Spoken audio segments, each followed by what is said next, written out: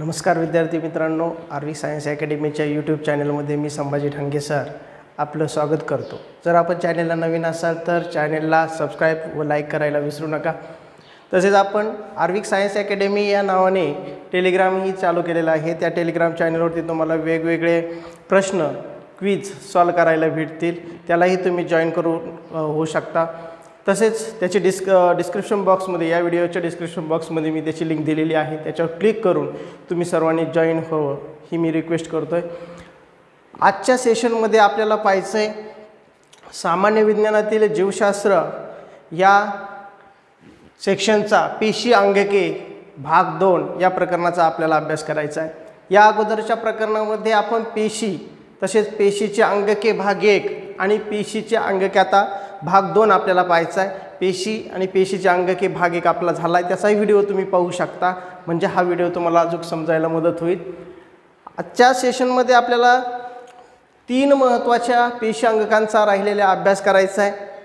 ती 3 अंगके म्हणजे तंतुकणिका, दुसरी आहे रिक्तिका आणि तिसरी आहे महत्त्वाचं लवके। आता ही जी आकृती शेवटची दाखवलेली आहे ती लवकांची आहे, मी नाव लिहिलं नव्हतं, म्हणजे हरित लवक,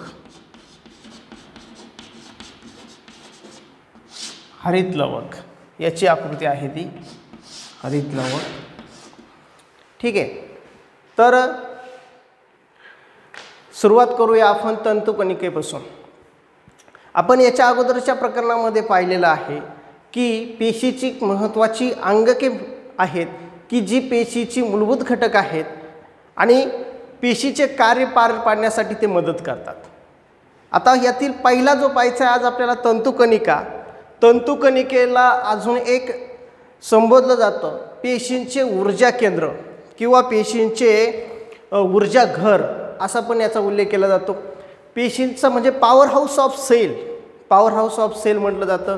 म्हणजे याच्याकडे तुम्हाला लक्ष द्यायचं आहे की ही जी तंतुकणिका आहे इथे दाखवलेली तंतुकणिका ही पेशीची पॉवर हाऊस आहे किंवा ऊर्जा केंद्र आहे, ऊर्जेचे घर आहे असं पण म्हटलं जातं।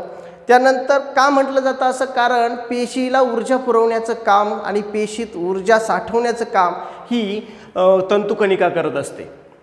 आता याच्यामध्ये ही जी पेशीची भाग जो आहे तंतुकणिका हा दुहेरी आवरणाने तयार झालेला भाग आहे। इकडे तर मी तुम्हाला ओरिजिनल जी काही पिक्चर फिगर आहे म्हणजे जी कलरमध्ये ती इकडे दाखवलेलीच आहे। आता इकडे जे तुम्हाला पाहायचं आहे ते पहा, ही जी आहे तुमची ती तंतुकणिका, ही मी ड्रॉ केलेली फिगर आहे।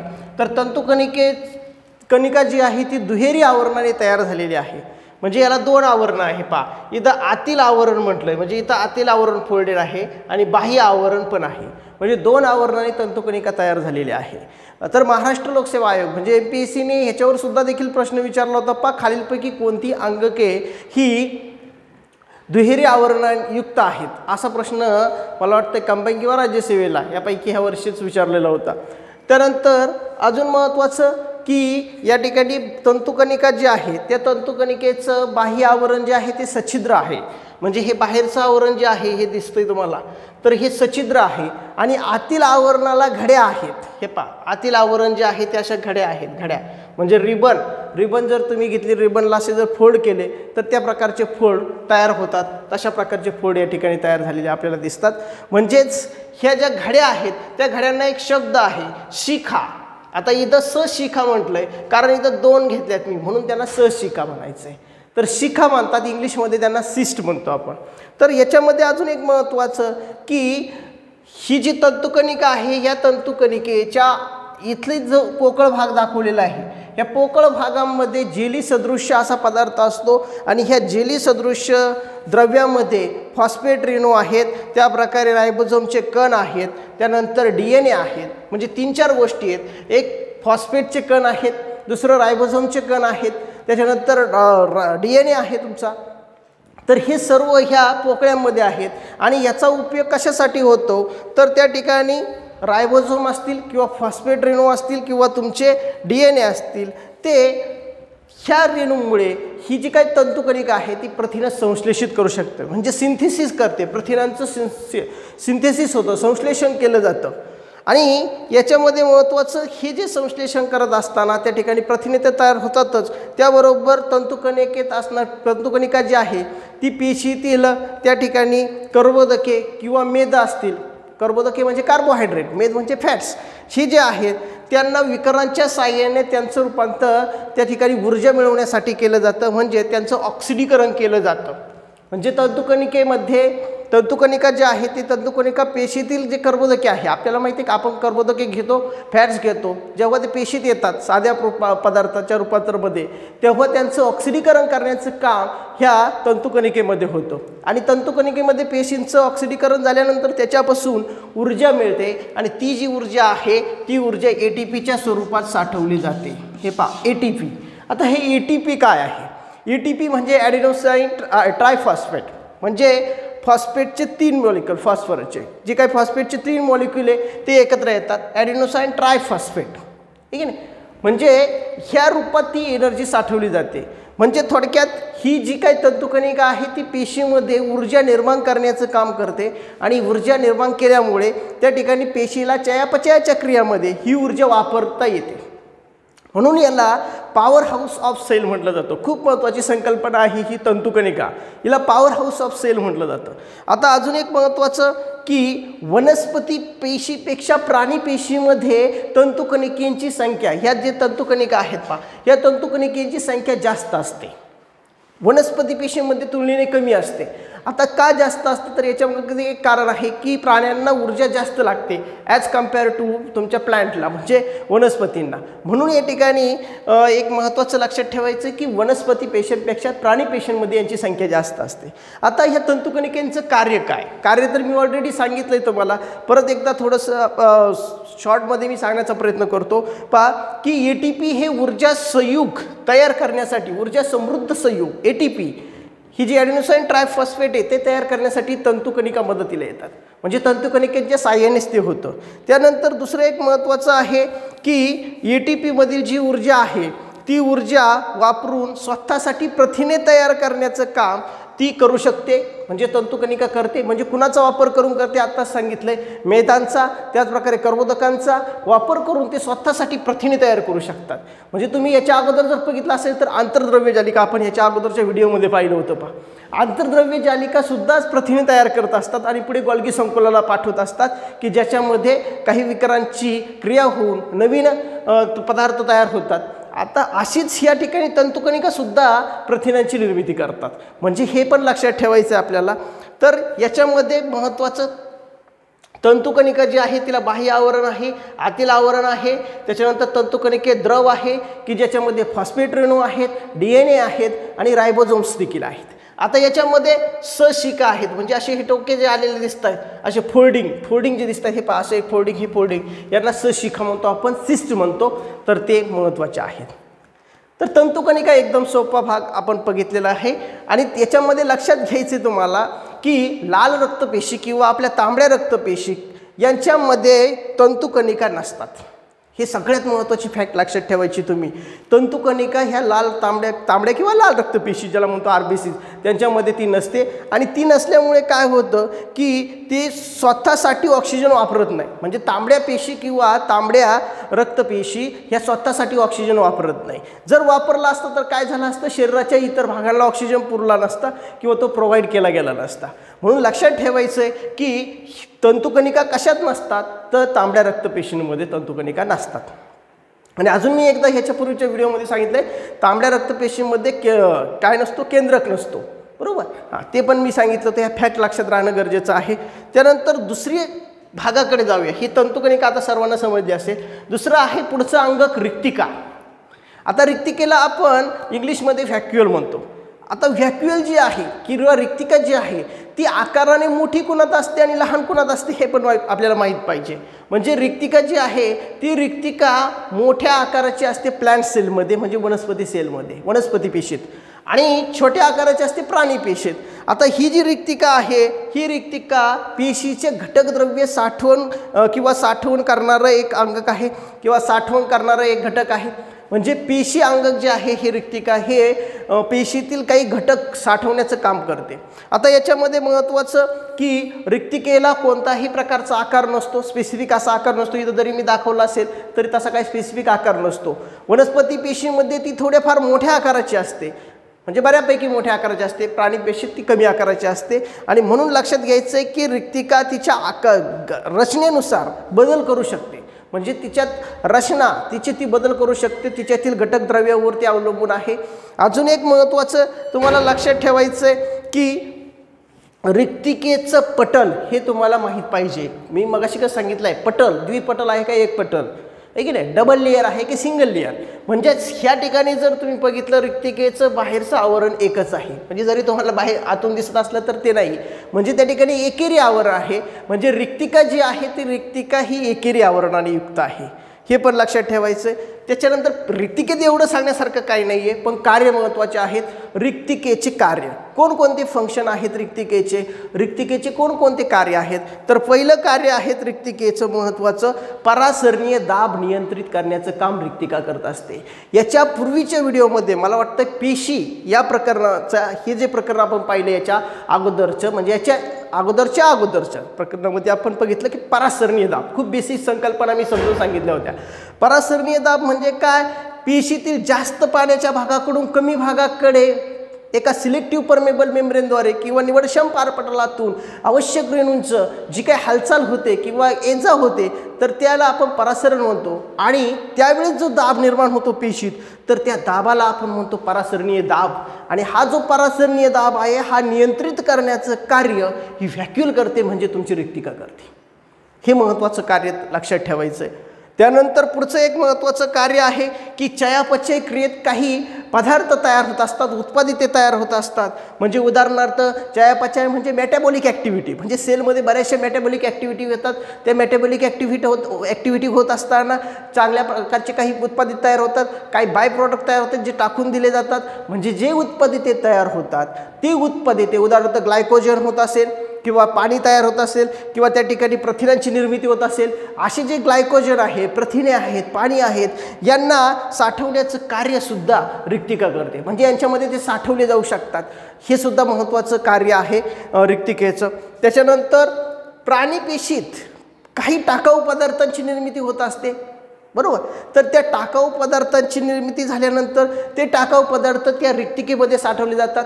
पण काही जणांना आणखी कन्फ्युजन होण्याचं कारण आहे की यापूर्वीच्या व्हिडिओमध्ये मी तुम्हाला सांगितलं होतं की लायसोसोम्स आहे की नाही, लायसोसोम जे आहेत, लयकारिका म्हणतो मराठीत आपण त्याला, त्या लयकारिकांमध्ये सुद्धा पदार्थ साठवले जातात जे नको असणारे आहेत ते। आणि ज्या वेळेस पेशी जीर्ण होते किंवा ज्या वेळेस पेशी काम करत नाही त्यावेळेस ती स्वतः फुटते लयकारिका, म्हणून तिला आत्मघातकी पिशव्या म्हणतात। आणि ती फुटल्यानंतर ते सुसाईड बॅग्स आहेत आणि त्यानंतर ती त्या पेशीचंच पचन करून टाकते। त्यावेळेस ते सांगितलं काही जणांना कन्फ्युजन होण्याचं चिन्ह आहेत किंवा कन्फ्युजन होऊ शकतात, तर इथंही तसंच आहे, फक्त कार्य थोडं वेगळे, हे फक्त साठवून ठेवते, बरोबर। म्हणजे जे टाकाऊ पदार्थ आहे प्राणीपेशीतील ते साठवून ठेवण्याचं कार्यसुद्धा प्राणीपेशीतील रिक्तिका करू शकतात। अजून एक महत्त्वाचं कार्य या ठिकाणी आहे, अमेबासारखी जर पेशी जर बघितली तर अमेबासारख्या पेशीमध्ये एक पेशी प्राणी आहे अमेबा। मग ह्या अमेबामध्ये जे काय अन्न आहे ते पचनापूर्वीचं अन्न साठवून ठेवण्याचं कार्य हे रिक्तिकेमध्ये होतं, म्हणजे त्या अमेबाच्या सेलमध्ये। त्यानंतर अजून एक महत्त्वाचं कार्य आपण पाहू शकतो की पेशी जे आहेत त्या वनस्पती पेशीतील जे काय रिक्तिका आहे त्या पेशीद्रव्याने भरलेल्या असतात आणि म्हणून त्या ठिकाणी त्या पेशीला ते ताठरता आणू शकतात, दृढता आणू शकतात। म्हणजे रिक्तिकेमुळे वनस्पती पेशी जी आहे ती ताठर बनते किंवा दृढ बनते, ही सुद्धा पेशीचं हे सुद्धा एक महत्त्वाचं रिक्तिकेचं कार्य आहे। म्हणजे ही जी कार्य आहेत 3 ते 4 कार्य सांगितलेत, हे तुम्हाला लक्षात ठेवायचं आहे। पुन्हा एकदा शॉर्टमध्ये सांगतोय पहा की परासरणीय दाब नियंत्रित करण्याचं कार्य रिक्तिका करते।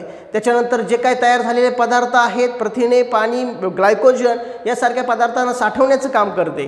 त्यानंतर प्राणीपेशीतील जे टाकाऊ पदार्थ आहेत त्या पदार्थांना सुद्धा साठवून ठेवण्याचं कार्य रिक्तिका करते। अमेबासारख्या पेशीमध्ये मी सांगितलं की पचनापूर्वीचं अन्न त्या ठिकाणी रिक्तिकेमध्ये साठवून ठेवलं जातं। आणि नंतरचं एक सांगितलं होतं की जे काय तुमच्या वनस्पती पेशीतील पेशीद्रव्य जे आहे, पेशीद्रव्यांनी जी भरलेली रिक्तिका असते की त्या रिक्तिकेमुळे त्या पेशीला ताठरता येते किंवा दृढता येते।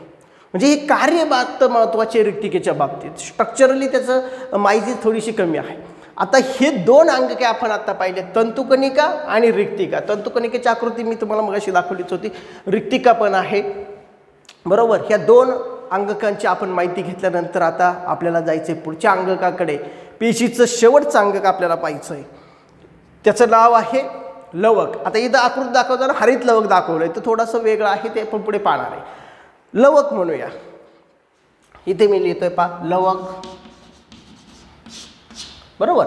आता हे लवक काय आहे हे आपल्याला पाहायचं आहे, की ज्याला आपण इंग्लिशमध्ये प्लास्टिड असं म्हणतो, प्लास्टिड बरोबर. आता ह्या लवकाच्या बाबतीत लक्षात घ्यायची गोष्ट की वनस्पतींच्या पानांना हिरवा रंग असतो, किंवा काही पानांना पिवळसर रंग असतो, किंवा काही ठिकाणी त्यांच्या फुलांना रंग असतो. हे फुलांना, पानांना किंवा वेगवेगळ्या भागांना रंग वनस्पतींच्या कशामुळे येतो, तर हेचं कारण आहे लवक म्हणजे प्लास्टिड, की जे प्राण्यांमध्ये नाही. प्राण्यांमध्ये हे नाही आहे, ॲब्सेंट आहे. ते plastids are absent in animal cell while it is present in plant cell. while it is present in plants. आता लक्षात घ्यायचं की लवकामुळे काय होतं की वनस्पतींच्या वेगवेगळ्या भागांना रंग प्राप्त होतो. आणि मग ही रंग प्राप्त करून देणारं एक अंगक आहे. नुसतं रंगच प्राप्त करून देत नाही, तर त्याचं अजूनही कार्य आहे, पुढे मी ते सांगणार आहे. तर याच्यामध्ये लक्षात घ्यायची याची रचना. जर तुम्ही लवक बघितलं तर लवकाची रचनेमध्ये तुम्हाला लक्षात येईल की हे द्विपटलयुक्त आहे. म्हणजे द्विपटल म्हणजे द्विआवरण आहे त्याला, की ज्याला आपण म्हणतो डबल लेअर. म्हणजे ह्याच्यावर लक्षात ठेवायचं तुम्हाला, हे द्विपटलयुक्त आहे, त्याला द्विआवरण आहे, म्हणजेच त्या ठिकाणी डबल लेअर आहे. आता याच्यामध्ये एक महत्त्वाची माहिती की जी तुम्हाला कदाचित माहीत नसेल, ती तुम्हाला माहीत करून घ्यायची आहे, की जी एक्झामला फार इम्पॉर्टंट आहे. तर हा भाग काय आपल्याला लागत नाही, त्याच्यामुळे रब करूया.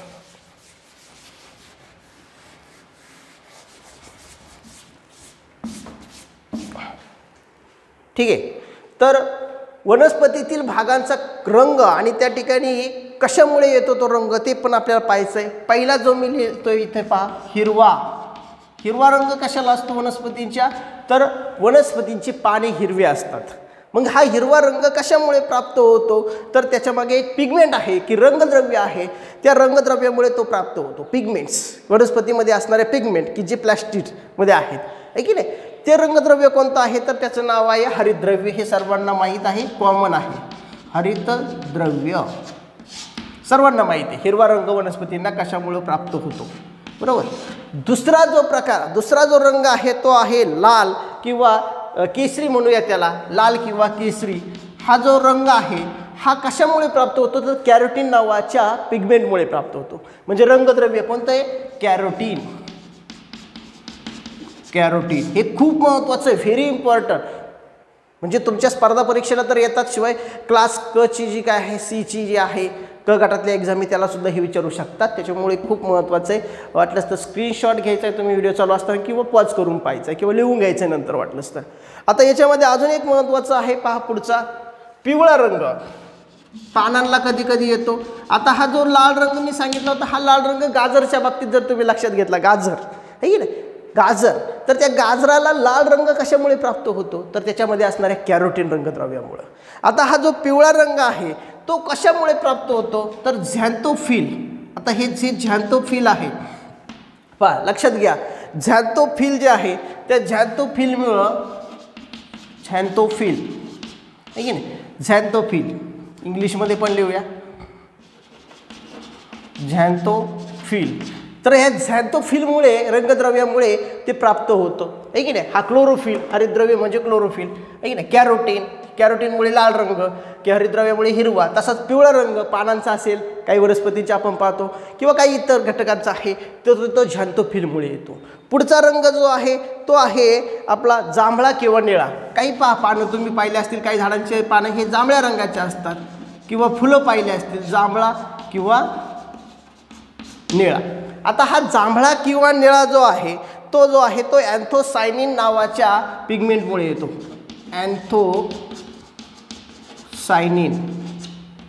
अँथोसायनिन. आता हे जे अँथोसायनिन आहे ते अँथोसायनिन पिगमेंटमुळे हा रंग प्राप्त होतो, म्हणजे जांभळा किंवा निळा. आणि त्याच्यानंतरचं एक जर बघितलं, गडद गुलाबी म्हणूया, किंवा त्याला आपण गडद गुलबक्षी किंवा गडद प्रकारचा रंग जो आहे गुलबक्षी, गडद गुलबक्षी, उदाहरणार्थ बेटाला असतो पहा गडद गुलबक्षी रंगाचं, तो कशामुळे येतो तर बीटा लिन्स याच्यामुळे येतो पहा गडद गुलबक्षी, गडद गुलबक्षी उदाहरणार्थ कोण सांगितलं मी बीट, हे पहा तर तो कशामुळे येतो तर बीट किंवा तुमचा गडद गुलबक्षी जो आहे तो आहे बीटा लिन्समुळे पहा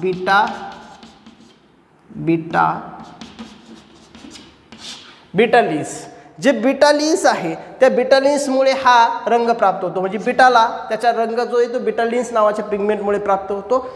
तर हे सर्व मी सांगितले तुम्हाला महत्त्वाचे पहा, हिरवा रंग हरितद्रव्यामुळे प्राप्त होतो, म्हणजे पानांचा, लाल रंग जो असतो काही लालसर पानं असतात किंवा लालसर रंगाचे किंवा आपण म्हणूया गाजर असेल तर त्याला रंग हा कॅरोटीनमुळे प्राप्त होतो। त्याच्यानंतर पिवळा रंग असेल काही पानांचा तो झॅन्थोफिल पिगमेंटमुळे होतो। त्याच्यानंतर जांभळा किंवा निळा असेल तर तो अँथोसायनिनमुळे प्राप्त होतो। आणि गडद गुलबक्षी जो आहे म्हणजे बीटाचा रंग जो आहे तो गडद गुलबक्षी बीटाचा रंग हा कशामुळे प्राप्त होतो तर बीटा लिन्समुळे प्राप्त होतो। हे एवढ्या मात्र तुम्ही लक्षातच ठेवायचे ह्याच्यापैकी नाव, म्हणजे जर आयोगाला वाटलं तर ह्याच्यावर प्रश्न विचारतील, नक्की याच्यावर इम्पॉर्टंट क्वेश्चन विचारू शकतात, तर हे खूप महत्त्वाचं होतं। आता पुढे जाऊया, आपण पाहतोय लवके आणि लवकांच्याच अनुषंगाने आपण लवकांचे प्रकार पण अभ्यासणार आहोत। दोन मुख्य प्रकार आहेत लवकांची दोन प्रकार कोणते आहेत तर ते एकदा आपण अभ्यासणार आहोत। हे पहा, लवकांचा पहिला प्रकार आहे महत्त्वाचा अवर्णक लवके, अवर्णक लवके बरोबर, आणि दुसरा आहे वर्णक लवके, वर्णक लवके। हे दोन मुख्य प्रकार आहेत, अवर्णक लवके आणि दुसरा आहे वर्णक लवके। आता अवर्णक लवके ह्याला ल्युकोप्लास्ट म्हणतो आपण इंग्लिशमध्ये, ल्युकोप्लास्ट, हे पहा ल्युकोप्लास्ट म्हणजे अवर्णक की ज्याच्यात रंग येत नाही, ते रंगहीन आहेत, रंगहीन लवके म्हटलं जातं त्यांना, पांढरे लवके किंवा रंगहीन लवके म्हटलं जातं अवर्णक लवक्यांना। आणि वर्णक लवके म्हणजे क्रोमोप्लास्ट, क्रोमा म्हणजे कलरच, तर कलर येतो त्यांच्यामुळे। तर असे दोन प्रकारचे लवके असतात, काही लवके हे वर्णकहीन म्हणजे अवर्णक असतात, तर काही लवके हे वर्णक असतात बरोबर। आता याच्यामध्ये महत्त्वाचं आपण घेऊया हरित लवक। हरित लवक जे आहे हे हरित लवक, आता सगळ्या लवकांचा काही आपल्याला अभ्यास करायचा नाही, ते महत्त्वाचं एकच पाहिजे वर्णक लवक। वर्णक लवकामधलं हरित लवक हे वर्णक लवक आहे की ज्याच्यामुळे हिरवा रंग प्राप्त होतो वनस्पतींना, आणि हा जो हिरवा रंग असतो हे वर्णक जे आहे ते वर्णक रूपांतरित होणारं वर्णक आहे, म्हणजे ज्याच्यामध्ये तुम्हाला लक्षात घ्यायचं आहे की ह्या वर्णकाचं रूपांतर होऊ शकतं। उदाहरणार्थ जर तुम्ही पाहिलं टोमॅटोची जेव्हा वाढ होते तेव्हा पहिल्यांदा टोमॅटोचा रंग, त्या फळाचा रंग आपण म्हणूया, तर त्या ठिकाणी जे टोमॅटो आहे त्या टोमॅटोचा रंग हिरवट असतो किंवा हिरव्या रंगाचा असतो, आणि जेव्हा टोमॅटो पिकतो त्यावेळेस त्यातलं क्लोरोफिल नष्ट होतं, आणि ते क्लोरोफिल नष्ट झाल्यामुळे त्या ठिकाणी लायकोपिन नावाचं पिगमेंट तयार होतं। लायकोपिन लक्षात ठेवा, हे कायम विचारणारा प्रश्न आहे आणि विचारू शकतात, लायकोपिन, लायकोपिन, हे लायकोपिन नावाचं एक महत्त्वाचं काय सांगितलंय पिगमेंट तयार होतं त्याच्यात, म्हणजे तुमच्या टोमॅटोचा रंग हिरवा पासून कोणता तयार होतो केशरी किंवा त्याला आपण लालसर रंग म्हणूया, अशा प्रकारचा रंग टोमॅटोला तयार होतो। म्हणजे हे कशामुळे होतं तर लायकोपिनमुळे, हे पण गोष्ट लक्षात द्यायचं। म्हणजे काही वर्णक लवके ही रूपांतरित होण्यासारखे सुद्धा असतात, म्हणजे पूर्वी वेगळे त्याचं नष्ट होऊन दुसरं त्याच्यापासून कन्वर्ट होतं पिगमेंट बरोबर। त्याच्यानंतर आता डायरेक्टली आपण हरित लवकाकडे जायचं, त्याचीच रचना आपल्याला अभ्यासायची। इथे मी आकृती दाखवलेली आहे हरित लवकाची, आणि दुसरी जी कलर डायग्राम आहे ती तिकडेच दाखवणार आहे मी, इकडे पहा हरित लवकाची ह्या साईडला दाखवणार आहे हरित लवक। आता हरित लवकला आपण इंग्लिशमध्ये म्हणतो क्लोरोप्लास्ट, हरित लवक बरोबर।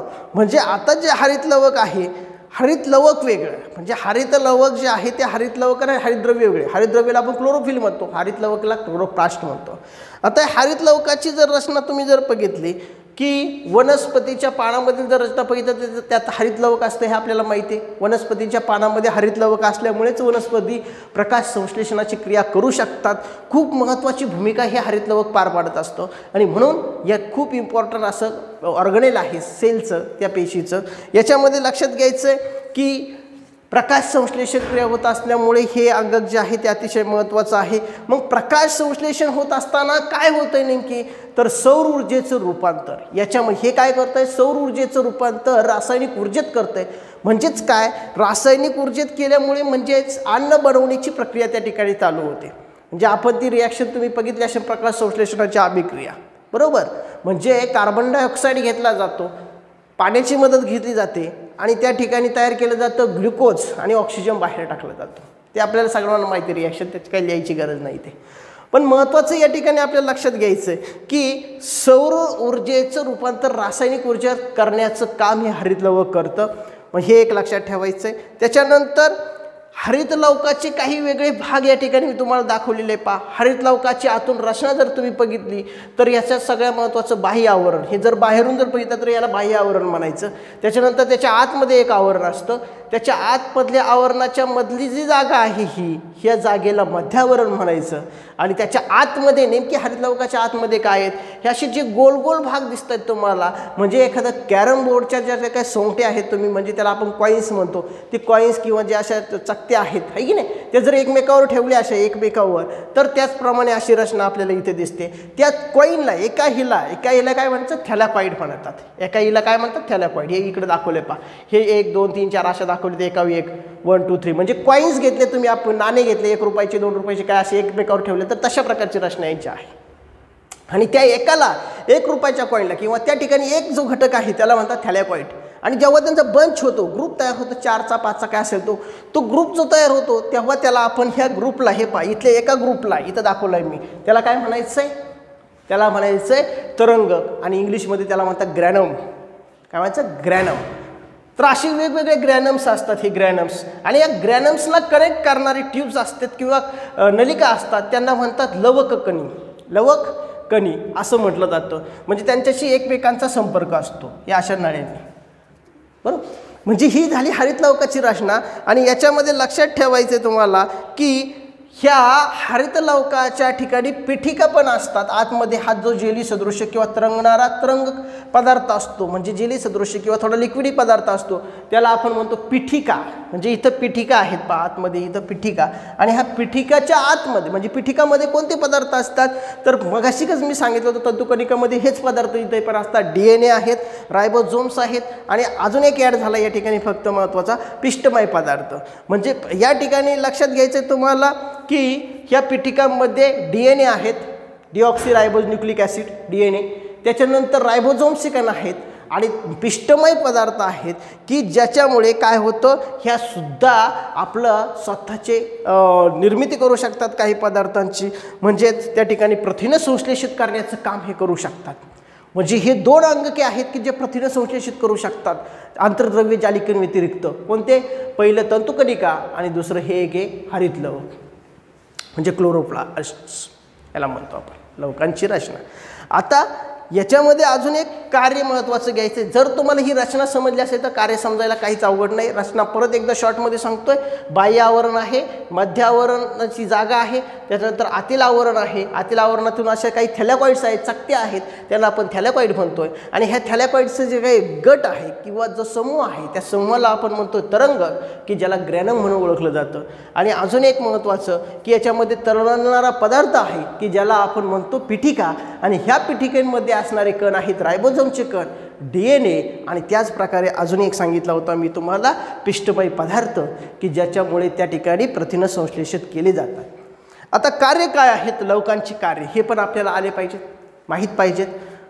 लवकांचं पहिलं कार्य आहे रासायनिक ऊर्जेमध्ये रूपांतर करणे. म्हणजेच तुमची जी सौर ऊर्जा आहे त्या सौर ऊर्जेचं रासायनिक ऊर्जेमध्ये रूपांतर करण्याचं काम ही हरितलवक करत असतात. खूप महत्त्वाचं कार्य आहे.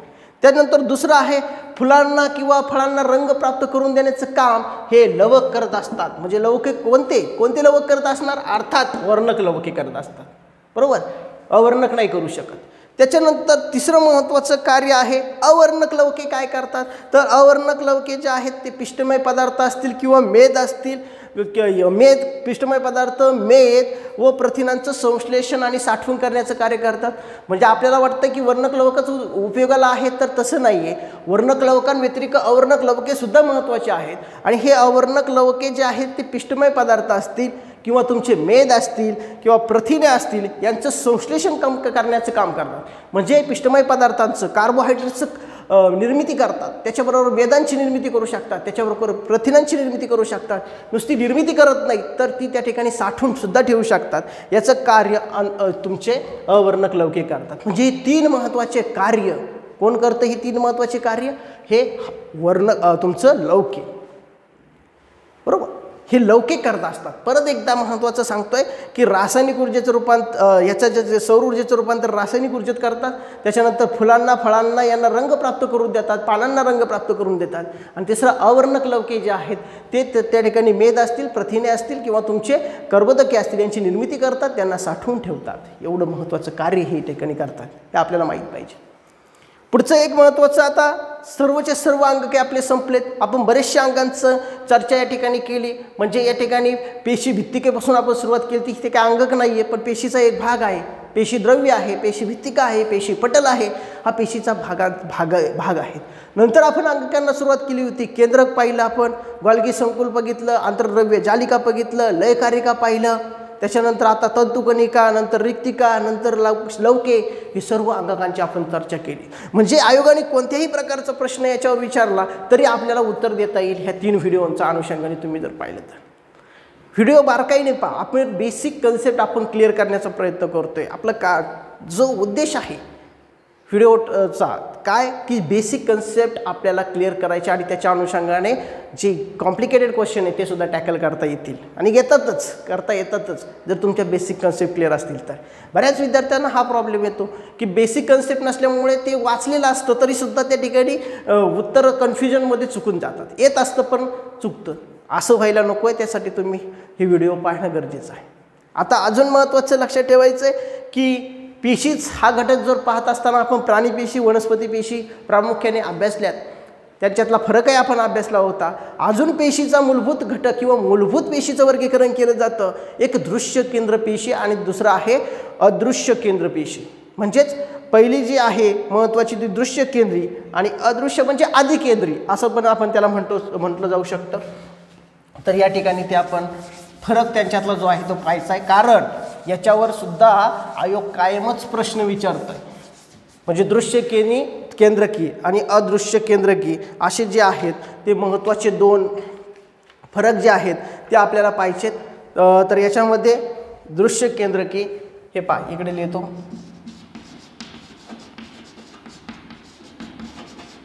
दृश्य केंद्रकी आणि आदि केंद्रकी. आदि केंद्रकी यांच्यातला फरक हा आपल्याला पाहायचा आहे. महत्त्वाचा आहे फरक, आपल्याला खूप महत्त्वाचा फरक आहे हा. आता हा फरक का पाहायचा आहे, कारण याच्या अनुषंगाने मल्टी लाईन असे क्वेश्चन विचारू शकतात परीक्षा विचारू शकतात आयोग. तर याच्यामध्ये महत्त्वाचं दृश्य केंद्रकी पेशी आणि आदि केंद्रकी पेशी, यूकॅरियोट्स अँड प्रोकॅरियोट्स म्हणतो आपण यांना. यूकॅरियोटिक यांना प्रोकॅरियोटिक सेल्स म्हणू शकतो. तर याच्यावर प्रश्न विचारतात. आता आदि केंद्रकी, पहिली दृश्य केंद्रकीमध्ये तिचा आकार जर बघितला तर हिचा आकार असतो 5 ते 100 मायक्रोमीटर. खूप म्हणजे आकार आता जर बघितला तर मायक्रोमीटरमध्ये, पेशी खूप लहान असतात, हे की नाही. तर मायक्रोमीटर 5 ते 100 मायक्रोमीटर दृश्य केंद्रीचा असतो आणि त्याच्यापेक्षा कमी आकार जो असतो तो प्रोकॅरियोटिकचा असतो. तिचा आकार असतो 1 ते 10 मायक्रोमीटर. दृश्य केंद्रीचा 5 ते 100 आणि आदि केंद्रीचा 1 ते 10 पर्यंत असतो. म्हणजे ही आकाराने त्याची पाहिली तर लहान आहे. त्यानंतर महत्त्वाचं गुणसूत्रांची संख्या जर बघितली तर दृश्य केंद्रकीमध्ये एकापेक्षा जास्त गुणसूत्रे असतात. एकापेक्षा जास्त म्हणजे मोर दॅन 1 म्हणजे एकापेक्षा जास्त गुणसूत्रे असतात. आणि आदि केंद्रकीमध्ये तसं नाही आहे. गुणसूत्रांची संख्या फक्त 1 असते. किती असते? 1. गुणसूत्रांची संख्या 1. त्याच्यानंतर केंद्रकाच्या बाबतीत काय रचना आहे?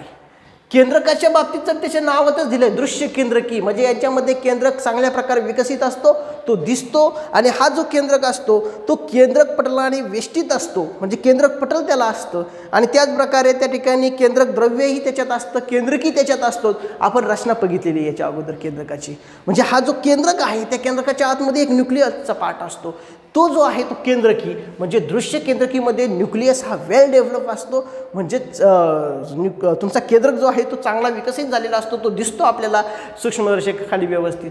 तर आधी केंद्रकीमध्ये तसं नसतं, त्या ठिकाणी केंद्रक जो असतो तो ॲब्सेंटच असतो, म्हणजे त्याच्याऐवजी त्या ठिकाणी केंद्रक सदृश्य एक त्याला नाव आहे केंद्रकाभ.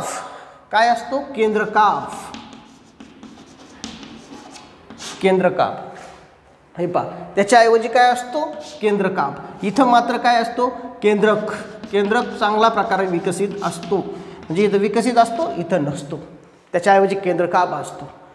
अजून एक महत्त्वाचं पुढचं लक्षात घ्यायचं आहे आपल्याला, दृश्य केंद्रकीमध्ये तंतुकणिका त्याच प्रकारे लवके हे असू शकतात.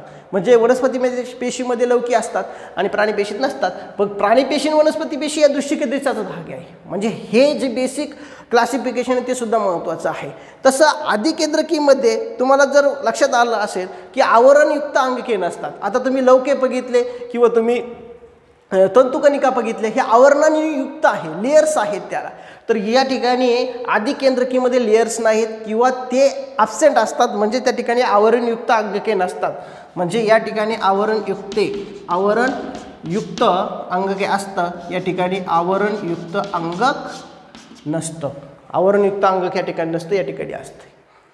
हे पण महत्त्वाचं आहे. आता उदाहरणांच्या बाबतीत सर्व विकसित प्राणी आणि वनस्पतींमध्ये ह्या दृश्य केंद्रकी पेशी दिसतात. म्हणजे आपल्यामध्ये जे पेशी आहेत त्या कोणत्या आहेत?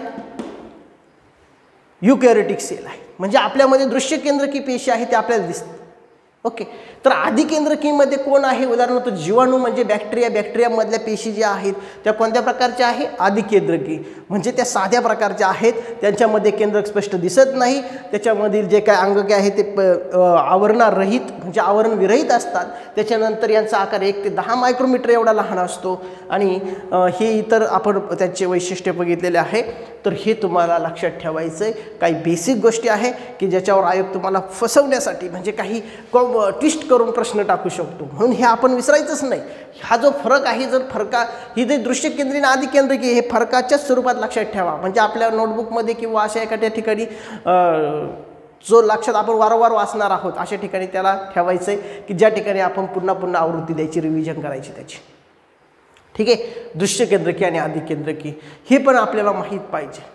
आता याच्या अनुषंगाने काही फॅक्ट्स आहे की जी महत्त्वाची फॅक्ट्स आहे ते आपल्याला पाहिजे. मी याच्या अगोदर पण सांगितलं होतं तुम्हाला की पेशींचा अभ्यास करणाऱ्या शास्त्राला काय म्हणतात? सायटॉलॉजी म्हणतात, आहे की नाही?